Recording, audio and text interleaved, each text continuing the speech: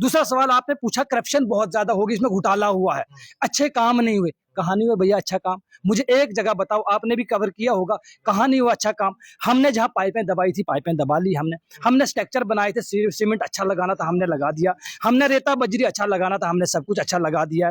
ठीक, स्ट्रक्चर आज भी खड़े हैं, 2.5 साल हो गए। ठीक है, स्ट्रक्चर आज भी वहीं खड़े हैं, पाइपें आज भी लगी हैं। अब एक एक पॉइंट लगाने के लिए हमने एक एक पाइप आगे जोड़नी थी, उनमें टूटियां लगानी थी, लोगों को पानी पहुंच जाना था। जब टूटियां लगाने की बारी आई जनाब, एकदम से पेमेंट बंद हो गई। और फिर ठेकेदार का, इनके बाप के नौकर थे लगे हुए थे कि उन्हें पानी लगा के दे देना था उनको। ठीक है, जब पेमेंटें बंद हो गई, आज हम हर किसी मिनिस्टर के पास, हर एक एमएलए के पास गए, वो कहते हैं जी घोटाला है। और तुम्हारे को जो गाड़ियां मिली है, आप एक काम करो, जो आपको गाड़ियां मिली है 1 महीने के लिए अपनी गाड़ियां विड्रॉ कर दो, 1 महीने के लिए अपनी अपनी सैलरी बंद कर दो। मैं मानूंगा कि आप ईमानदार हो। आप चोरियां करना शुरू कर दोगे, आप हमारे ऊपर इल्जाम लगा रहे हो, आप चोरियां करना शुरू कर दोगे।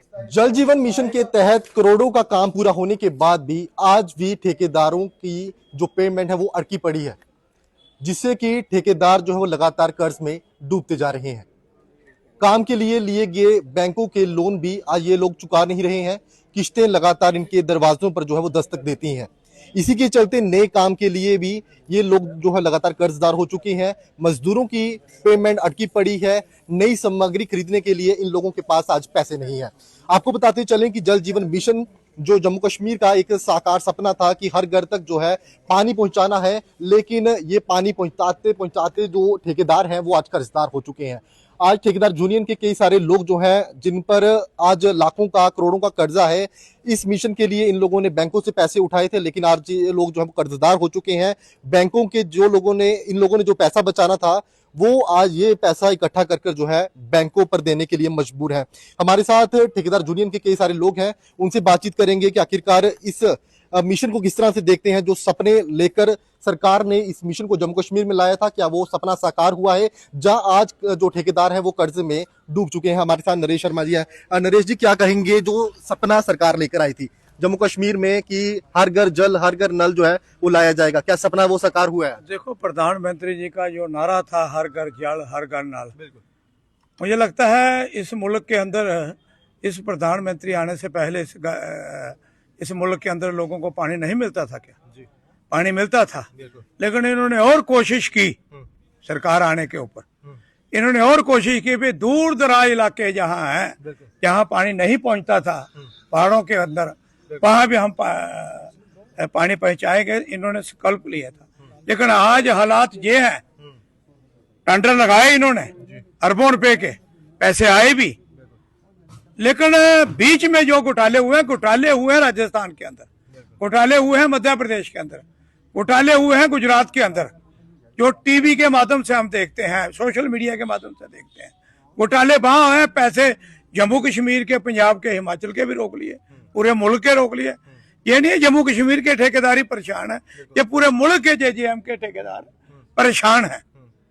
करोड़ों रुपए लगा के इन्होंने बैंकों के कर्जे लेके 5-5 करोड़ की लिमिटें लेके, 3-3 करोड़ की लिमिटें लेके, आज बैंकों वालों ने इनके घरों की कुर्की करने पे ऊपर आ गए हैं, तो ठेकेदार परेशान है। पिछले 2.5 साल से पेमेंट नहीं है।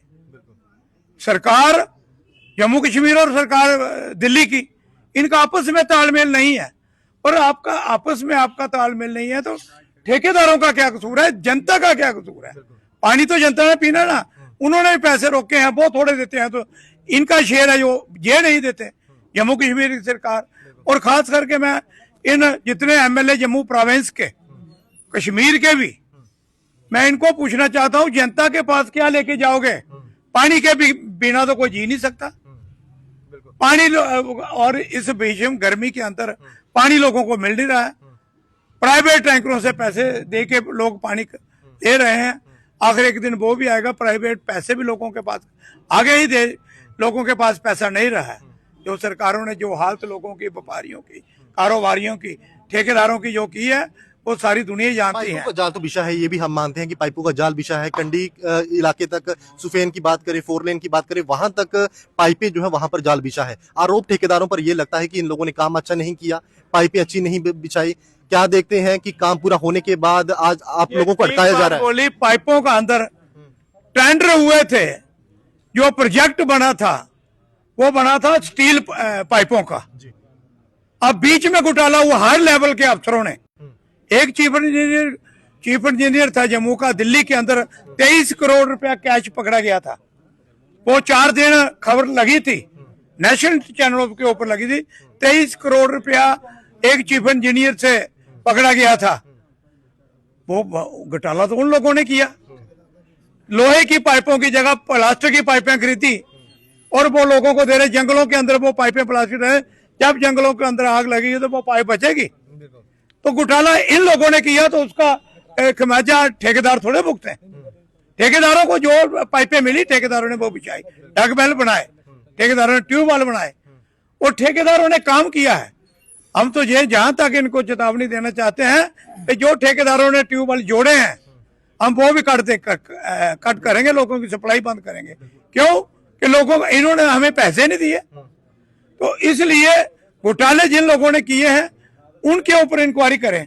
ठेकेदारों ने काम किया। ठेकेदार तो आज कर्जदार हो चुके हैं। बैंकों के जो पैसा है उन्होंने देना है, जो ब्याज उन लोगों ने कमाना था सरकार के पैसे से। ठेकेदार तो खत्म हो गया, लेकिन वो कहते हैं जो थोड़े बहुत अपनी तो रास उनकी खत्म हो गई, तो बैंकों का थोड़ा बहुत पैसा मिलेगा, वो बैंकों का कर्जा तो खत्म करें। नहीं तो ना घर के रहे, ना बाहर के रहे, ना बैंक के रहे, कहाँ जाएंगे। कई ठेकेदार तो सुसाइड कर रहे हैं। मैंने देखा है कि हिमाचल का ठेकेदार था, 5 करोड़ रुपया उसके ऊपर कर्जा था, सुसाइड कर गया बेचारा। तो इसलिए सरकार को और एमएलए को हम खास करके कहना चाहते हैं, एमएलए सब पार्टियों के, अपनी तनख्वाह बढ़ानी थी, सारे इकट्ठे हो गए। हम कहते हैं 3 लाख की जगह इनकी 10 लाख कर दो, लेकिन लोगों का क्या कसूर है। लोगों को तो पानी पिलाओ, ले लो आप 10-10 लाख रुपया तनख्वाह। पता है हमें आपके कितने खर्चे हैं, कितनी गाड़ियां चलाते हैं आप लोग। एक तरफ कहते हो भाई तेल बचाओ, देश के प्रधानमंत्री साहब कहते हैं, लेकिन अपना ही काफिला 40 चीफ मिनिस्टर जहाज लेके घूम रहे हैं शब्द समारोह में, और रोड शो करते हैं हजार गाड़ी लेके। पहले अपना तेल तो कम करो, पहले अपना काम करो, फिर जनता को सलाह दे दो, फिर उसके ऊपर हम भी अमल करेंगे। इस फ्रेम में कुछ और ठेकेदार भी हमारे साथ मौजूद हैं। बनी से आप आए हैं, आपके इलाके में किस तरह का सूरत हाल है, पानी पहुंचा आपके वहां? सर देखिए, ठेकेदारों ने जब ये स्कीम स्टार्ट हुई, जल जीवन मिशन के तहत टेंडर हुए, मोदी साहब का एक सपना था, उसका एक ड्रीम प्रोजेक्ट था कि हर घर में जल पहुंचाना है। वो स्कीम हमारी बनी में भी आई, तो हम भी उसका हिस्सा बने, हमने भी टेंडर डाले। तो हमने टेंडर डालने के बाद हमारे काम अलॉट हो गए, हमने काम स्टार्ट कर दिए। जैसे ही हमने काम स्टार्ट किए, 5-6 महीने तक पेमेंटें आती रही। लास्ट टाइम तक डिपार्टमेंट की तरफ से, सरकार की तरफ से कॉन्ट्रैक्टर्स को जो है नोटिस पे नोटिस दिए गए कि आप काम कंटिन्यू रखो, पेमेंटें आ जाएंगी।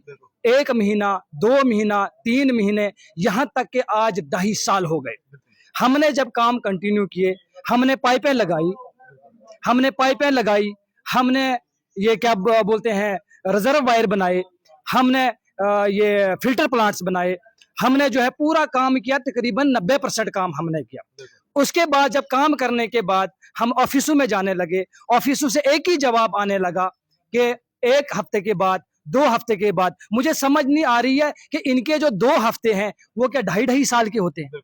इनके 2 हफ्ते 2.5 साल के होते हैं। दूसरा सवाल आपने पूछा, करप्शन बहुत ज्यादा होगी, इसमें घोटाला हुआ है, अच्छे काम नहीं हुए। कहाँ नहीं हुआ भैया अच्छा काम? मुझे एक जगह बताओ, आपने भी कवर किया होगा, कहाँ नहीं हुआ अच्छा काम?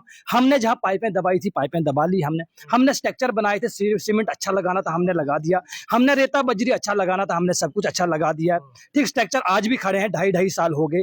ठीक है, स्ट्रक्चर आज भी वहीं खड़े हैं, पाइपें आज भी लगी हैं। अब एक एक पॉइंट लगाने के लिए हमने एक एक पाइप आगे जोड़नी थी, उनमें टूटियां लगानी थी, लोगों को पानी पहुंच जाना था। जब टूटियां लगाने की बारी आई जनाब, एकदम से पेमेंट बंद हो गई। तो फिर ठेकेदार का, इनके बाप के नौकर थे लगे हुए थे कि उन्हें पानी लगा के दे देना था उनको। ठीक है, जब पेमेंट बंद हो गई, आज हम हर किसी मिनिस्टर के पास, हर एक एमएलए के पास गए, वो कहते हैं जी घोटाला है। और तुम्हारे को जो गाड़ियां मिली है, आप एक काम करो, जो आपको गाड़ियां मिली है, 1 महीने के लिए अपनी गाड़ियां विड्रॉ कर दो, 1 महीने के लिए अपनी सैलरी बंद कर दो। मैं मानूंगा कि आप ईमानदार हो। आप चोरियां करना शुरू कर दोगे, आप हमारे ऊपर इल्जाम लगा रहे हो, आप चोरियां करना शुरू कर दोगे। जब उसके बाद क्या होता है कि जब पेमेंट हम चले गए, ये पेमेंट है 1 महीने के बाद, 2 महीने के बाद, यहाँ तक के 3 साल हो गए। कई कॉन्ट्रैक्टर्स ने सुसाइड कर दिया, चाहे वो हिमाचल की बात करें हम, उत्तराखंड की बात है, जितने भी इंडिया के अंदर ज्यादा नहीं तो जिनके कई कॉन्ट्रैक्टर्स के ऊपर 5-5 करोड़ की लिमिट है, कहाँ जाएंगे? वो तो खत्म हो गए। हम तो यही कहते हैं कि यार जो हमने काम किया है हमें पेमेंट दे दो ताकि हम राहत की सांस लें। हम मजदूरों को आप लोगों ने आज पैसा देना है, आगे की जो सामग्री है वो आप लोगों ने खरीदनी है, पैसा आज ठेकेदारों के पास है नहीं है। मजदूर की बात कर रहे हैं सर आप, मैं आपके चैनल की वसादत से कहना चाहता हूं कि जब मैं यहां से बनी जाता हूं, अपनी बात कर रहा हूं, मैं जब बाजार में जाता हूं तो लोग खड़े हो जाते हैं, खुदा की कसम करके कहता हूं कंपन सी शुरू हो जाती है। इतना डर लगता है कि मैं उस वक्त ये सोचता हूं अपने दिल के अंदर कि मैं सुसाइड करूं। यकीन मानो आप, बैंक वाले दिन में कम से कम 1000-1000, 500-500 बार फोन करते हैं, लेबर वाले परेशान करके रखा है। किसको सुनाए अपनी दास्तां? इनके दरवाजों के ऊपर जाओ, ये दरवाजे बंद करके अंदर बंद हो जाते हैं। बाद में इनकी उनके जो सिक्योरिटी गार्ड होते हैं वो कहते हैं साहब बिजी हैं। जब साहब के पास पहुंच जाओ तो वो कहते हैं, हम एक बार मिले जम्मू में जाके अपने जो जल जीवन मिशन के जो मिनिस्टर हैं जावेद राणा साहब, बहुत अच्छे मिनिस्टर, बड़ी बड़ी बातें करते हैं असेंबली में जाके। हम बाहर खड़े थे तो जब हमने थोड़ा सा हंगामा किया तो फिर बोला अंदर आ जाओ। हमें पूछता मैंने असेंबली में क्या बोला, और हमने क्या लेना देना तेरे बोलने से, हमने तेरी स्पीचें थोड़ी ना सुननी है। हमें पैसा दे दो भाई, लोगों ने काम किया, हमने काम किया है, हमें पैसा दे दो, हमें पैसे की जरूरत है, हमने कोई सियासत नहीं करनी है। हाँ, एक जो जरूर कहना चाहते हैं हम इनको, अगर विद इन डेज या विद इन मंथ इन्होंने पेमेंट रिलीज नहीं की तो जितने भी ये बड़े बड़े शहर हैं हम पाइपलाइन काटना शुरू कर देंगे। जो फिर इनको करना होगा ये कर लेंगे, हम तो ऐसे भी मार चुके हैं, क्या करेंगे ज्यादा से ज्यादा। बिल्कुल, हमारे साथ ठेकेदार यूनियन के कई सारे लोग मौजूद थे, ठेकेदार हैं जिन्होंने जल जीवन मिशन में करोड़ों का काम किया है। आज ये लोग जो है बैंकरप्ट हो चुके हैं, बैंकों का इन लोगों ने पैसा देना है, बैंक वाले इनके दरवाजों पर दस्तक देते हैं। और साथ ही साथ हम आपको कहें कि जो इन लोगों ने नए काम पकड़ने हैं, नए काम की सामग्री खरीदनी है, मजदूरों को इन लोगों ने आज पैसा देना है, और ये लोग जो है आज दर दर की ठोकरें खा रहे हैं क्योंकि सरकार इन लोगों का पैसा रिलीज नहीं कर रही है। हालांकि सरकार ये कहती है कि बड़े पैमाने पर जल जीवन मिशन में जो है वो स्कैम हुआ है, काम उस तरीके का नहीं हुआ है जिस क्वालिटी का काम होना चाहिए था। लेकिन अगर बात की जाए, जब हम कंडी इलाकों में जाते हैं, जब हम सुफेन में जाते हैं, जब हम 4 लेन ईस्ट में जाते हैं, बेस्ट बी में जाते हैं, तो वहां पर देखते हैं कि वहां पर आज भी जो जाल है वो आज वहां पर जो पाइपों का जाल है वो वहां पर बिछा हुआ है। लेकिन कहीं ना कहीं जब इन लोगों की पेमेंट की बात आती है तो वहां पर अटकनें लगी हुई हैं। इनकी लोगों की पेमेंट काफी समय से वहां पर अटकी पड़ी है। इन लोगों का यही कहना है कि आने वाले दिनों में पेमेंट जो है इन लोगों की रिलीज की जाए। लेकिन अगर ये पेमेंट रिलीज नहीं होती है, क्योंकि ये लोग पहले ही सताए हुए हैं, पहले ही कर्जदार है, और ये कहते हैं कि अगर हमें पेमेंट रिलीज नहीं होती है तो हम खुदकुशी जो है वो कर लेंगे, वो भी गम से।